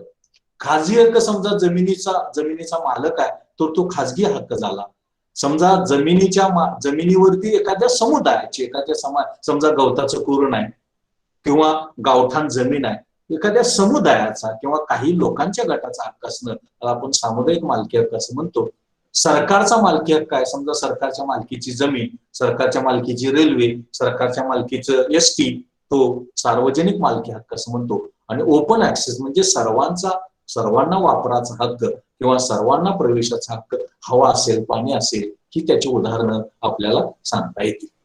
आता हे जे सगळं आहे यामध्ये एक आपल्याला असं दिसतं की नैसर्गिक साधनांवरती मालकी हक्काची किंवा संपदा हक्काची गरज काय, ज्याचा उल्लेख थोडासा मी पाठीमाग केलेला होता, की ग्रामीण भागामध्ये संपत्ती निर्माण करता येते, उत्पन्न निर्माण करता येतं, ग्रामीण लोकसंख्येला एक सुरक्षा कवच त्यातून उपलब्ध होऊ शकतो, ग्रामीण लोकांच्या किमान आवश्यक गरजा यातून भागवता येतात, प्रामुख्यानं लोकांना किमान जीवन जगण्यासाठी, व्यापार करण्यासाठी, उत्पन्न निर्माण करण्यासाठी, शेती उत्पादन करण्यासाठी त्याचा वापर होऊ शकतो, प्रामुख्यानं लोकांना पैशाची गरज भागवण्यासाठी त्याचा वापर होऊ शकतो, पर्यावरणीय आणि नैसर्गिक सेवांचा लाभ घेण्यासाठी त्याचा वापर होऊ शकतो. सामुदायिक मालकी साधनाचा वापर करून आपल्याला जगता येतं, विकास करता येतो, विकासाची गती वाढवता येते. हे फायदे आपल्याला नैसर्गिक संसाधनाच्या मालकी हक्क निश्चित केल्यामुळं मिळू शकतात. पण त्यामध्ये काही समस्या आहेत, प्रॉब्लेम आहेत. आपल्याला वित्तीय आणि मानवी संसाधनावरती हक्क प्रस्थापित करता येतो, पण नैसर्गिक साधनांवरती हक्क प्रस्थापित करणं कठीण आहे. सरकारचं धोरण हे ट्रान्सपरंट असायला पाहिजे आणि अकाउंटेबल, जबाबदार असायला पाहिजे. आर्थिक धोरणामध्ये आपल्याला दीर्घकाळासाठी पाहिजे काय अल्प काळासाठी पाहिजे हे ठरवणं कठीण आहे. धोरणं आणि नियम हे अत्यंत कमी प्रभावी आहेत, ती एक समस्या आहे. बेकायदेशीररित्या नैसर्गिक साधनांचा वापर हा केला जातो. आता नैसर्गिक साधन प्रामुख्याने जमिनीसारखं जे नैसर्गिक साधन आहे त्याच्यावरती मालकी हक्क दिल्यामुळं त्याची काही निरीक्षण आपल्याला लक्षात येतात की प्रामुख्यानं यामधून काय दिसून येतं की वर्तमानाचाच वापर प्रामुख्याने केला जातो. एकाच साधनावरती अनेक हक्क प्रस्थापित करण्याचा प्रयत्न केला जातात. राष्ट्रीय धोरणं पुरेशी नाहीत. त्यानंतर हा जो आहे तो साधारणतः परंपरेने येणारा हक्क आहे आणि त्यासाठी ज्या आवश्यक संस्था आहेत त्या संस्थांचा अभाव आहे आणि प्रेरणा प्रोत्साहन देणं गरजेचं आहे. अशा प्रकारचे एक प्रश्न त्यामध्ये समस्या आपल्याला दिसतात. असं जरी असलं तरी सुद्धा नैसर्गिक संसाधनाच्या मालकी हक्कावरती किंवा त्यांच्या व्यवस्थापनाच्या संदर्भातली काही तत्व, काही प्रिन्सिपल्स आपल्याला सांगता येतात की साधारणतः त्या व्यवस्था कशी आहे मालकी हक्क निश्चित करण्याची ती समजून घ्यायला पाहिजे. साधारणतः परंपरेनं अशा प्रकारची मालकी हक्क प्रामुख्यानं निश्चित करण्याचा प्रयत्न केला जातो. त्यामध्ये लवचिकता पाहिजे, ताठरपणा असू नये. चिरंतन विकास करण्याच्या अनुषंगानं आपण हे मालकी हक्क निश्चित करायला पाहिजे. त्यामध्ये संघर्ष, ताणतणाव असता कामा नये किंवा तो निर्माण होता कामा नये. आणि प्रामुख्यानं तो जो हक्क आहे तो दीर्घकाळासाठी टिकाऊ हक्क असायला पाहिजे. त्यातून विस्थापन होऊ नये लोकांचं, जनावरांचं, ती दक्षता घ्यायला पाहिजे. अनेक पर्यायी उपाय किंवा उत्तर त्यामध्ये असायला पाहिजेत. अनेक संस्था असायला पाहिजेत आणि त्या प्रबळ करायला पाहिजेत. आणि त्याचबरोबर समता आणि कार्यक्षमता निर्माण करण्याचा प्रयत्न करायला पाहिजे. आणि ग्रामीण भागातला जो गरीब आहे तो ग्रामीण भागामधला गरीब हा ग्रामीण भागामधला जो गरीब आहे तो ग्रामीण भागामधला गरीब हा तो प्रबळ व्हायला पाहिजे. तो प्रबळ होणं गरजेचं आहे असं एक आपल्याला या अनुषंगानं सांगता येतं. त्याचा एक विचार आपल्याला या संदर्भामध्ये करणं गरजेचं आहे असं आपण म्हणूया. आता या नैसर्गिक संसाधनाच्या वापराच्या संदर्भामध्ये अजून एक महत्वाचा मुद्दा आपल्याला विचारामध्ये घेणं आवश्यक असतं. आपल्याला माहिती आहे की शेवटी आपण वस्तू आणि सेवांचं उत्पादन कशासाठी करतो? मानवी गरजा भागवण्यासाठी. आणि मानवी गरजा भागवल्यानंतर, वस्तूंचं सेवन केल्यानंतर, मानवी गरजा भागवल्यानंतर जो आनंद होतो त्यालाच आपण वेलफेअर असं म्हणतो. मग त्या व्यक्तीचा अनुभव म्हणजे व्यक्तिगत कल्याण, समाजाचा अनुभव म्हणजे सामाजिक कल्याण. मग आता या नैसर्गिक साधनांच्या वापरातून महत्तम सामाजिक कल्याण कसं साध्य करायचं? All of us know all resources are used to undertake production of goods and services. And why goods and services are produced? Those are produced to fulfill wants of the people. And when wants of the people are satisfied, people get satisfaction. And the state of happiness or satisfaction of the people or an individual, it is known as welfare. When it is relating to a particular person or individual, it is called as individual welfare. And when that happiness is relating to all the people in the society as a whole, it is called as social welfare. In this backdrop, how the use of natural resources enable us social welfare maximization or welfare maximization. हे आपल्याला आता त्याचा विचार करणं आवश्यक आहे किंवा त्याची चर्चा करणं गरजेचं आहे. Basically it is a part of welfare economics. It is being studied welfare economics, but we are applying welfare economics to natural resource use. We are applying this welfare economics or theories of welfare economics to natural resource use. And how it is possible for us to use the natural resources in such a manner as the result of that social welfare or welfare maximization is possible. Number one, it is necessary to bring about efficiency in the use of natural resources. We call it as the optimal use of natural resources. Optimal use of natural resources. Then, secondly, what is required? It is required efficiency in production, and efficiency in combination of commodities.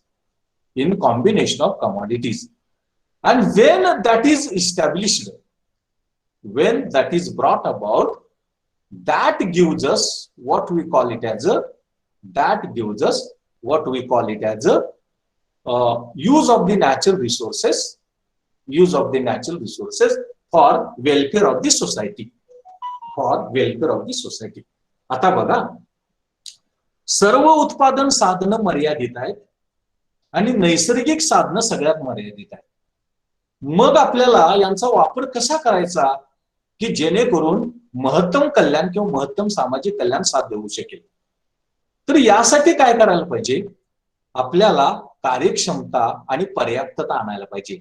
Efficiency आणि ऑप्टिमॅलिटी.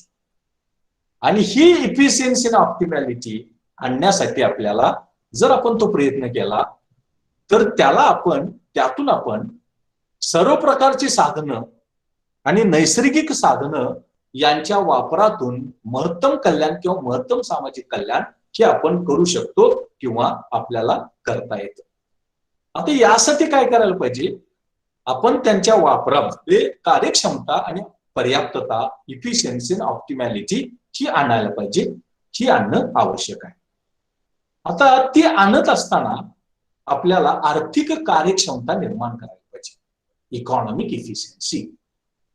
Economic efficiency आपल्याला निर्माण करायला पाहिजे. Economic efficiency आपल्याला आणायला पाहिजे. Economic efficiency requires to fulfill 3 efficiency conditions. How we can brought about economic efficiency and prominently efficiency and optimality? How we can brought about? By bringing about economic efficiency, and this economic efficiency can be brought about by fulfilling 3 efficiency conditions. One is efficiency in consumption, second is efficiency in production, and third is efficiency in product mix. बघा, नैसर्गिक साधनांचा वापर आपल्याला अशा पद्धतीने करायचा आहे की महत्तम कल्याण साध्य करायचं आहे. मग ते कसं करता येतं? मग त्यामध्ये कार्यक्षमता आणायला पाहिजे आणि पर्याप्तता आणायला पाहिजे. इफिशियन्सी आणि ऑप्टिमॅलिटी आणायला पाहिजे.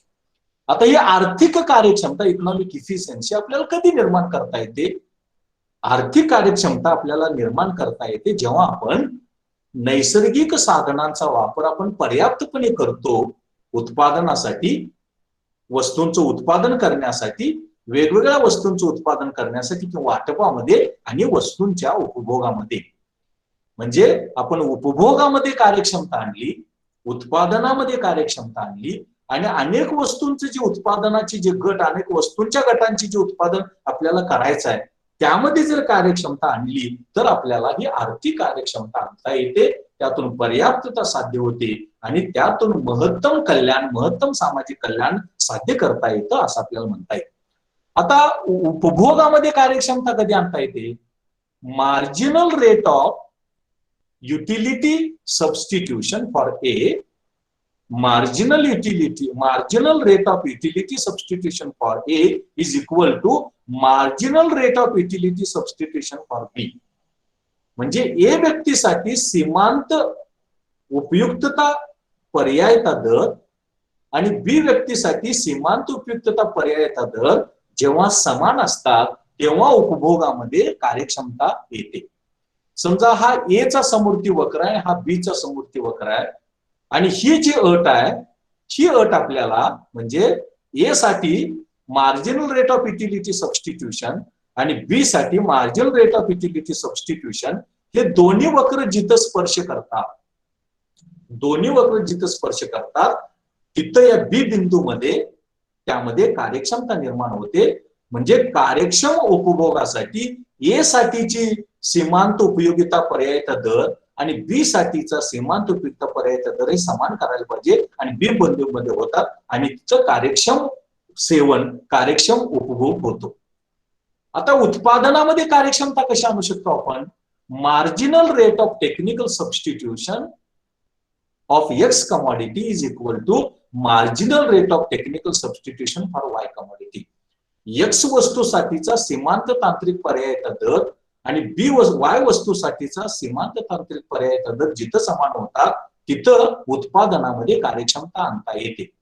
म्हणजे इथं आपल्याला लक्षात येतं की समजा हा एक्स वस्तूसाठीचा उत्पादन शक्यता वक्र आहे, प्रोडक्शन पॉसिबिलिटी कर्व आहे, आणि हा वाय वस्तूसाठीचा प्रोडक्शन पॉसिबिलिटी वक्र आहे.